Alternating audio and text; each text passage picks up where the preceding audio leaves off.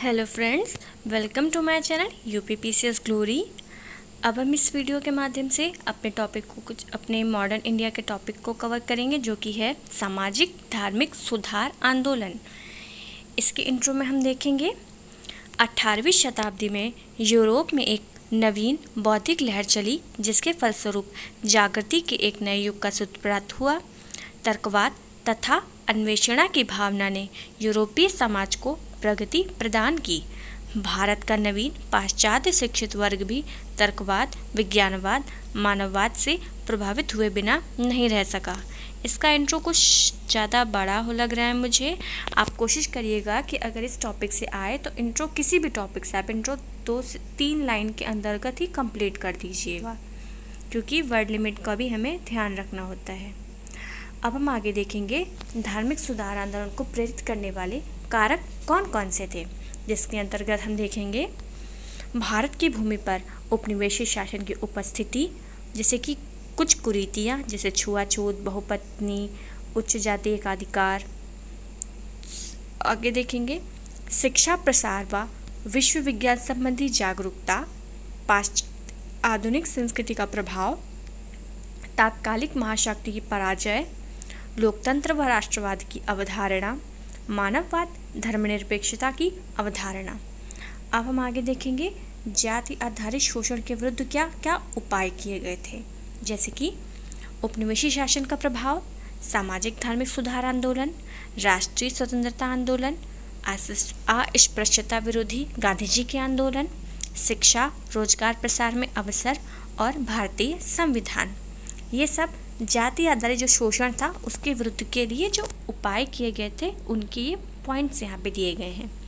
Next हम move करेंगे, अगला टॉपिक है स्त्री शिक्षा एवं उत्थान हेतु समाज सुधार आंदोलन, जिसके इंट्रो में हम देखेंगे 19वीं सदी के भारत में महिलाओं की स्थिति दयनीय थी। तत्कालीन भारत में बाल विवाह, सती प्रथा, निम्न स्तरीय नारी शिक्षा हेतु जैसी कुरीतियाँ विद्यमान थी। समाज सुधार आंदोलनों के विभिन्न प्रयासों के प्रतिफल स्वरूप सरकार ने स्त्रियों की दशा में सुधार हेतु विभिन्न कदम उठाए। अब हम इसके देखेंगे इसके लिए संवैधानिक प्रावधान क्या किए गए थे स्त्री शिक्षा के उत्थान के लिए, जैसे कि 1856 हिंदू विधवा पुनर्विवाह अधिनियम, 1891 सम्मति आयोग अधिनियम, 1930 शारदा एक्ट, 1954 विशेष विवाह अधिनियम, 1954 हिंदू विवाह एवं विवाह विच्छेद अधिनियम, 1976 का समान पारिश्रमिक अधिनियम। ये सभी संवैधानिक प्रावधान थे स्त्री शिक्षा और उनके उत्थान के लिए। अब हम पहला देखेंगे सती प्रथा, जिसके अंतर्गत राजा राम मोहन राय के प्रयासों से 1829 में सती प्रथा के विरुद्ध कानून लाया गया। शिशुवध में देखेंगे आर्थिक बोझ के कारण कन्या शिशु का वध कर दिया जाता था। 1795 में बंगाल में 21वें अधिनियम व 1804 में तीसरे अधिनियम से कन्या भ्रूण हत्या को मानव हत्या के बराबर अपराध घोषित कर दिया गया था। आगे देखेंगे विधवा पुनर्विवाह, जिसके अंतर्गत ईश्वर चंद्र विद्यासागर का महत्वपूर्ण योगदान। 1856 में हिंदू विधवा पुनर्विवाह अधिनियम, पंडित विष्णु शास्त्री द्वारा 1850 में विधवा पुनर्विवाह एसोसिएशन का गठन, डी के कर्वे द्वारा पूना में विधवा आश्रम तथा 1906 में बम्बई में भारतीय महिला विश्वविद्यालय की स्थापना। अब हम बाल विवाह के अंतर्गत देखेंगे 1872 का नेटिव मैरिज एक्ट, 1891 का सम्मति आयोग अधिनियम, 1930 का शारदा एक्ट, 1978 में बाल विवाह निरोधक अधिनियम। अब हम स्त्री शिक्षा के प्रयासों के लिए जो बिंदु थे उनको देखेंगे। 1891 कलकत्ता तरुणी स्त्री सभा, 1849 में बैथुन स्कूल, 1854 में चार्ल्स वुड का डिस्पैच, 1916 में कर्वे द्वारा भारतीय महिला विश्वविद्यालय, दिल्ली में लेडी हार्डिंग मेडिकल कॉलेज, 1927 में अखिल भारतीय महिला कांग्रेस। अब हम महिला संगठन कुछ देखेंगे। सरला देवी चौधरानी द्वारा इलाहाबाद में भारत स्त्री महामंडल की स्थापना, रमाबाई रानडे द्वारा भारत महिला परिषद, पंडित रमाबाई सरस्वती द्वारा आर्य महिला समाज। अब हम देखेंगे जाति आधारित भेदभाव के विरुद्ध क्या क्या प्रयास किए गए थे, जैसे कि रामास्वामी नायकर द्वारा आत्मसम्मान आंदोलन, 1924 में बहिष्कृत हितकारिणी सभा, 1927 में महार सत्याग्रह, अंबेडकर द्वारा अखिल भारतीय अनुसूचित जाति महासंघ की स्थापना, अखिल भारतीय हरिजन संघ जो कि 1932 में गांधी जी द्वारा स्थापित किया गया था। ये कुछ प्रयास थे जो जाति के आधारित भेदभाव के विरुद्ध किए गए थे। अब हम नेक्स्ट देखेंगे श्रमिक आंदोलन के बारे में। इसके इंट्रो में मार्क्स के विचार, रूस की साम्यवादी क्रांति और अंतर्राष्ट्रीय श्रमिक संगठन की स्थापना के साथ विश्व के विभिन्न भागों में श्रमिक आंदोलनों में तीव्रता आई थी। भारत भी इससे अछूता ना रहा। 1920 में स्थापित अखिल भारतीय ट्रेड यूनियन कांग्रेस में तत्कालीन लगभग 64 श्रमिक संघ शामिल हो गए थे। इसके कुछ विधिक प्रावधान देखेंगे, जैसे कि 1881 कारखाना अधिनियम, 1891 का कारखाना अधिनियम, 1911 का कारखाना अधिनियम, 1922 कारखाना अधिनियम, 1934 का कारखाना अधिनियम और 1946 का कारखाना अधिनियम। मैंने एक्चुअली इसमें कुछ प्रीलिम्स के हिसाब के तरीके से भी लिख रखा है, जो कि मेंस के हिसाब से आपको अगर ठीक लगे तो आप देख लीजिएगा। अब हम देखेंगे ब्रिटिश काल में जो संवैधानिक विकास हुए थे। वैसे तो ये प्रीलिम्स के हिसाब से बहुत ज़्यादा इम्पॉर्टेंट है, क्योंकि इसके जो पॉइंट रहते हैं कि कौन से रेगुलेटिंग एक्ट में क्या प्रावधान किए गए थे, ये बहुत ही ज़्यादा पूछे जाते हैं। फिर भी आप इसको यहाँ पे देख सकते हैं। भारत में ईस्ट इंडिया कंपनी आगमन और 1765 में इसके शासकीय रूपांतरण से भारतीय शासन एवं राज्य व्यवस्था पर प्रभाव पड़ा। ब्रिटिश काल में साम्राज्यवादी विचारधारा पोषण हेतु विभिन्न संवैधानिक तथा प्रशासनिक परिवर्तन किए गए थे। इसके आप प्रावधान देख लीजिएगा, उनके अंतर्गत के कुछ पॉइंट याद रखिएगा, जैसे कि रेगुलेटिंग एक्ट 1773 जिसमें संसदीय नियंत्रण स्थापित हो गया था, और कुछ जैसे थे जो बंगाल हो गया, बंगाल की प्रेसिडेंसी के दिन मुंबई मद्रास को रख लिया गया था, गवर्नर जनरल की स्थापना हो गई थी और सुप्रीम कोर्ट की स्थापना हो गई थी। अब हम आगे दूसरा प्रावधान होता है पिट्स इंडिया एक्ट 1784। इनके आप पॉइंट्स को अपने हिसाब से देख लीजिए, क्योंकि बहुत सारे हमें टॉपिक्स को कवर करना है जल्दी जल्दी से। तो अब हम इसमें देखेंगे चार्टर एक्ट 1813, चार्टर एक्ट 1833, उसके बाद में charter act 1853, 1858, 1892, 1909 Morley Minto, 1919 Montagu Chelmsford, Bharat शासन अधिनियम 1935, भारत शासन अधिनियम 1935 की कमियां, ये PYQ में आया हुआ है। भारत शासन अधिनियम 1935 की कमियां के बारे में पूछा गया था, इसलिए मैंने इसको यहाँ पे ब्रीफ में लिख रखा है।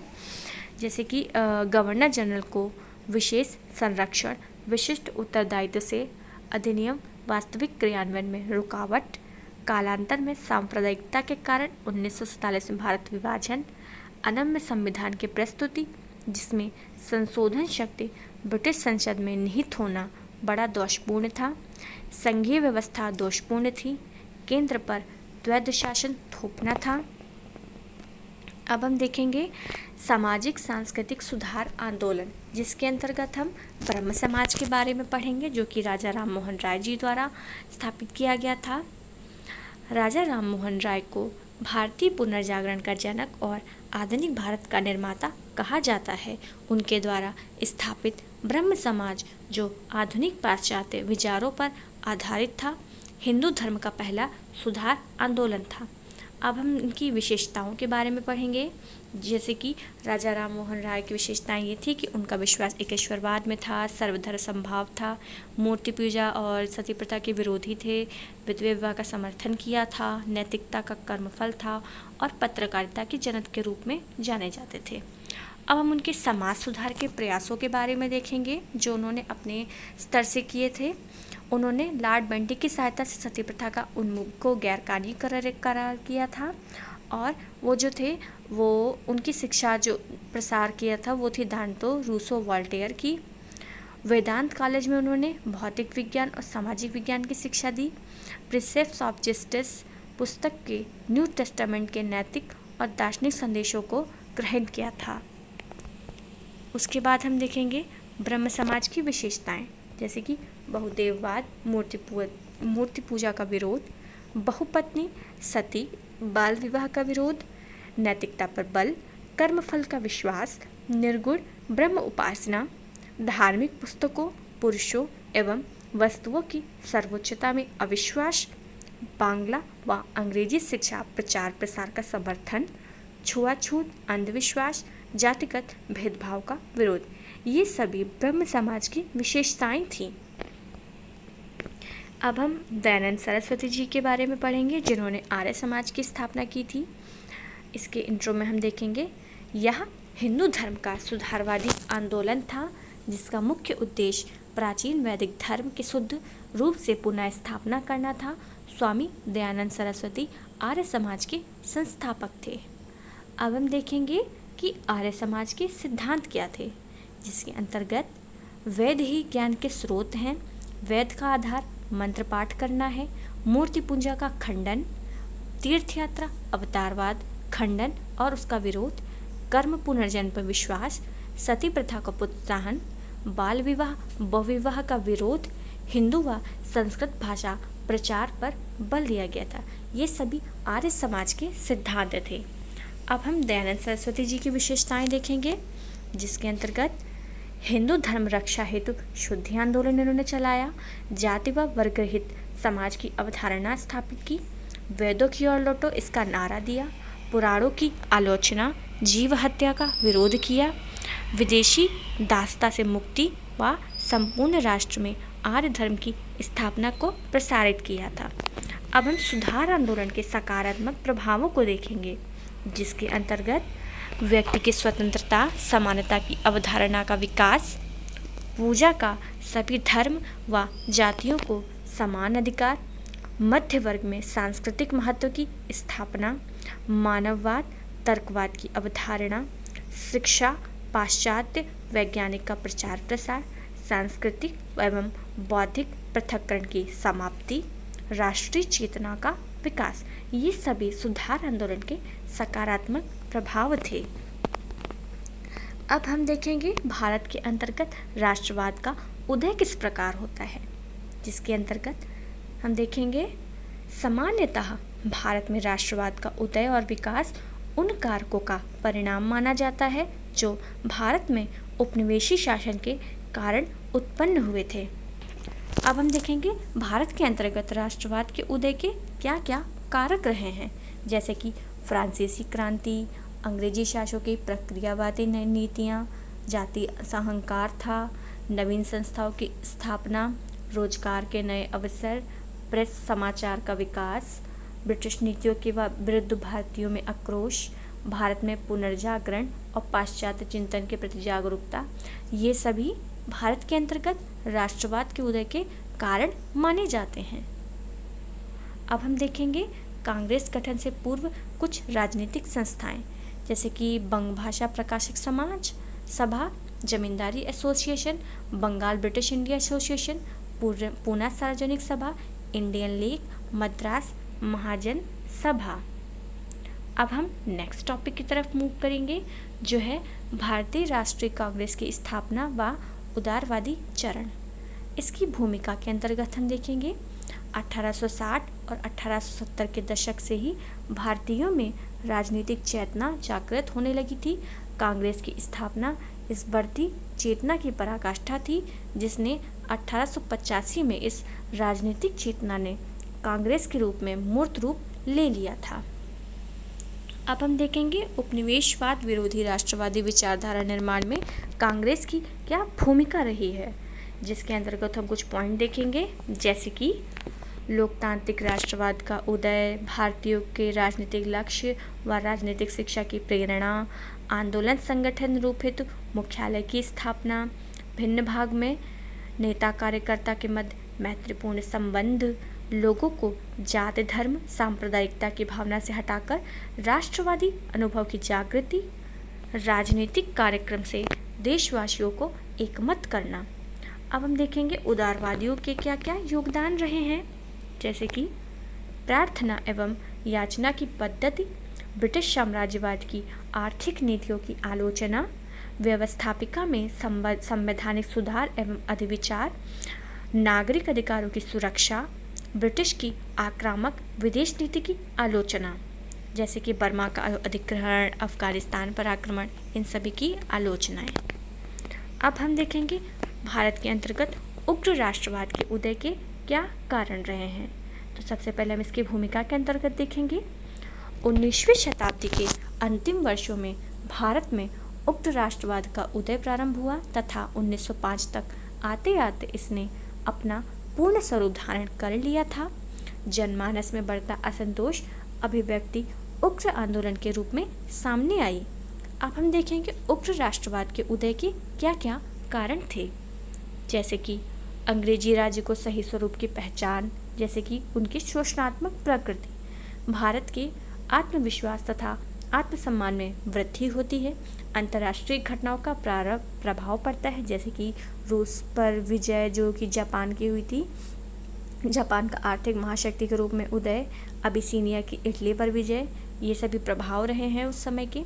अब हम देखेंगे कि जो अकाल पड़ा था और बढ़ते पश्चिमीकरण के विरुद्ध जो प्रतिक्रिया हो रही थी, कर्जन की प्रक्रियावादी नीतियाँ और प्रत्यक्ष राजनीतिक भागीदारी और प्रेस की स्वतंत्रता को जो सीमित किया गया था, ये सभी उग्र राष्ट्रवाद उदय के कारण सिद्ध हुए थे। अब हम नेक्स्ट टॉपिक अपना देखेंगे जो है कि स्वदेशी आंदोलन यानी कि बंगाल विभाजन। स्वदेशी आंदोलन का जन्म विभाजन विरोधी आंदोलन से हुआ जो ब्रिटिश सरकार के बंगाल विभाजन के विरोध से प्रारंभ हुआ। अब हम देखेंगे स्वदेशी आंदोलन की भूमिका क्या रही है बंगाल विभाजन में, जैसे कि हम देखेंगे स्वदेशी आंदोलन की क्या भूमिका रही है, जैसे कि आधुनिक राष्ट्रवादी नीति में जन भागीदारी को प्रोत्साहन, महिलाओं की सक्रिय भागीदारी, विदेशी वस्तु का बहिष्कार, कुटीर उद्योगों का पुनर्जीवीकरण, भारतीय संगीत चित्रकला का नया आयाम, स्वयंसेवी संगठनों एवं समितियों का गठन, परंपरागत त्योहार मेला आयोजन जैसे कि गणेश उत्सव, मित्र मेला, शिवाजी उत्सव, जनसभा आंदोलन, याचिकाएं, संशोधन प्रस्ताव, पंपलेट्स, सभा के द्वारा विरोध, विज्ञान क्षेत्र में अनुसंधान को प्रोत्साहन। अब हम देखेंगे स्वदेशी आंदोलन की असफलता के क्या कारण थे, जैसे कि प्रभावी संगठन का अभाव था, अनुशासनात्मक दिशाहीनता थी, राष्ट्रवादी नेताओं की आपसी कलह, संकुचित सामाजिक जनाधिकार, प्रमुख नेताओं की गिरफ्तारी से नेतृत्व का अभाव, सरकार की कठोर दयनात्मक कार्यवाहियाँ।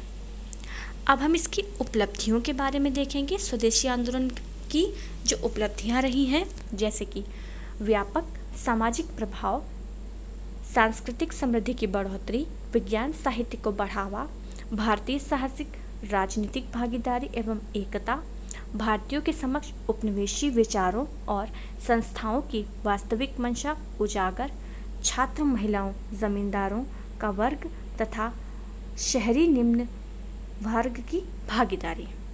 अब हम देखेंगे स्वदेशी आंदोलन दमन के जो सरकार के प्रयास किए गए थे, जैसे कि भारतीय प्रेस अधिनियम, भारतीय समाचार पत्र अधिनियम, फौजदारी कानून, राजद्रोही सभा अधिनियम, ये सब सरकार के द्वारा स्वदेशी आंदोलन दमन के स्वरूप में प्रयास किए गए थे इन सभी के माध्यम से। अब हम अपना नेक्स्ट टॉपिक देखेंगे सूरत विभाजन, जो कि सूरत फूट के नाम से भी जाना जाता है।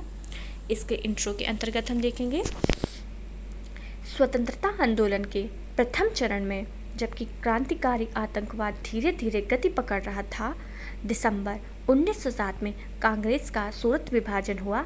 इसका प्रमुख कारण कांग्रेस में दो विपरीत विचारधाराओं का उदय था। अब हम इसके देखेंगे इसके प्रमुख कारण क्या थे। एक था उदारवादियों के पक्ष में, एक था उग्रवादियों के पक्ष में। तो सबसे पहले उदारवादियों का पक्ष देखेंगे, जो उनका कारण रहा है स्वदेशी और बहिष्कार आंदोलन को केवल बंगाल तक ही सीमित रखना चाहते थे तथा वे केवल विदेशी कपड़ों और शराब का बहिष्कार किए जाने के पक्षधर थे। अब हम उग्रवादियों का पक्ष देखेंगे। स्वदेशी और बहिष्कार आंदोलन को न केवल पूरे बंगाल अपितु देश के अन्य भागों में भी चलाए जाने तथा इसमें विदेशी कपड़ों एवं शराब के साथ सभी सरकारी संस्थान, शिक्षा केंद्र, न्यायालय, व्यवस्थापिका, नगर निकाय इत्यादि बहिष्कार का मुद्दा भी सम्मिलित किए जाने की मांग कर रहे थे। ये सभी उग्रवादियों के पक्ष थे, सूरत विभाजन के भेद में पक्ष। अब हमारा नेक्स्ट टॉपिक है पार्लियामेंटो सुधार। आप इसके पॉइंट्स को देख लीजिए, जैसे कि केंद्रीय व प्रांतीय विधान परिषद में निर्वाचित सदस्य संख्या में बढ़ोतरी, मुसलमानों हेतु पृथक राज्य सामुदायिक प्रतिनिधित्व प्रणाली की व्यवस्था, पहली बार चुनाव प्रणाली का प्रारंभ, जैसे कि निर्वाचित सदस्यों का अप्रत्यक्ष रूप में चयन, सदस्यों को आर्थिक प्रस्तावों पर बहस, विषय संशोधन, कुछ विषय पर मतदान का अधिकार दिया गया, गवर्नर जनरल कार्यप्रणाली में एक भारतीय सदस्य की नियुक्ति की व्यवस्था की गई, साधारण प्रश्नों पर बहस तथा सार्वजनिक हित प्रस्ताव प्रस्तुत करने का अधिकार प्राप्त किया गया। अब हम देखेंगे नेक्स्ट टॉपिक हमारा भारत का ब्रिटिश उपनिवेशवाद, जिसकी भूमिका में हम लिखेंगे भारत में ब्रिटिश साम्राज्यवादियों ने भारतीय अर्थव्यवस्था की संरचना में परिवर्तन किया और धन की निरंतर विकासी का सिद्धांत अपनाया। भारत में ब्रिटिश शासन के फलस्वरूप भारतीय अर्थव्यवस्था उपनिवेशी अर्थव्यवस्था में रूपांतरित हुई तथा सभी नीतियों एवं कार्यक्रम उपनिवेशी हितों के अनुरूप बनने लगे। अब हम देखेंगे भारत का ब्रिटिश उपनिवेशवाद के प्रभाव क्या रहे। तो हम पहला आर्थिक प्रभाव देखेंगे, जैसे कि अनौद्योगिकीकरण, जैसे कि भारतीय हस्तशिल्पवास, एक तरफा मुक्त व्यापार, आधुनिक औद्योगिकीकरण की दिशा में कोई प्रयास न होने की वजह से गांवों की तरफ जो गमन हुआ, ये अनौद्योगिकीकरण के प्रभाव रहे हैं। दूसरा पॉइंट है कृषकों की बढ़ती दरिद्रता, पुराने जमींदारों की तबाही तथा नई जमींदारी व्यवस्था का उदय, कृषि में अस्थिरता एवं बर्बादी, भारतीय कृषि का वाणिज्यीकरण, ब्रिटिश बुर्जुआ वर्ग का उदय, अकाल एवं गरीबी तथा आर्थिक निकास।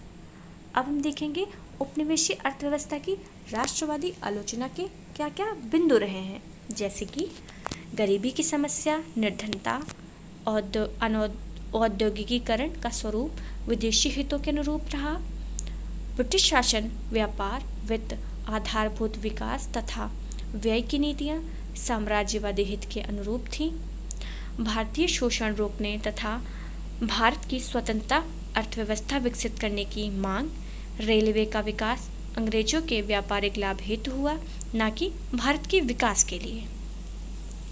हमारा नेक्स्ट टॉपिक है भारत में प्रेस का विकास। इसकी भूमिका में हम देखेंगे भारत में प्रेस का विकास 16वीं शताब्दी में शुरू हुआ था। पुर्तगालियों ने भारत में प्रेस मशीन की स्थापना की थी। जेम्स ऑगस्टस हिक्की ने साल 1780 में द बंगाल गजट नाम से भारत का पहला अखबार शुरू किया था। अब हम देखेंगे इसके कुछ पॉइंट, जैसे कि प्रारंभिक विनियमन, जिसमें हमने कुछ अधिनियम लिख रखे हैं, जैसे कि पत्रेक्षण अधिनियम 1799, अनुज्ञप्ति नियम 1823, मेटकॉफ अधिनियम 1835, अनुज्ञप्ति अधिनियम 1857, पंजीकरण अधिनियम 1867, वर्नाक्यूलर प्रेस एक्ट 1878, मेटकॉफ अधिनियम 1835, वर्नाक्यूलर प्रेस एक्ट। जैसे कि लिटन की प्रक्रियावादी नीतियाँ के कारण भारतीयों में असंतोष, भीषण अकाल के समय दिल्ली में भव्य आयोजन। अब हम देखेंगे वर्नाक्यूलर प्रेस एक्ट के क्या क्या प्रावधान रहे हैं, जैसे कि जिला दंडनायक को अधिकार वे स्थानीय सरकार आज्ञा से भारतीय भाषा पर समाचार पत्र प्रकाशक को बॉन्ड पर हस्ताक्षर हेतु कह सकते थे। दंडनायक का अंतिम निर्णय होता था, इसके विरुद्ध अपील नहीं की जाती थी। देशी भाषा समाचार पत्र कार्यवाही से बचाव हेतु प्रमाण की प्राप्ति सरकारी पत्रेक्षणों को देनी होगी। ये सभी इस वर्नाक्यूलर प्रेस एक्ट के प्रावधान थे। अब हम नेक्स्ट देखेंगे भारत में शिक्षा का विकास। आज की वीडियो में यहीं पे रोकना चाहती हूँ। आगे हम नेक्स्ट वीडियो में अपने आगे के टॉपिक्स को देखेंगे। और जल्दी से जल्दी इस मॉडर्न इंडिया के पोर्शन को भी कवर कराएंगे। अगर आपको मेरी वीडियो अच्छी लग रही हो तो प्लीज़ लाइक कर दीजिएगा, सब्सक्राइब कर दीजिएगा। Thank you so much.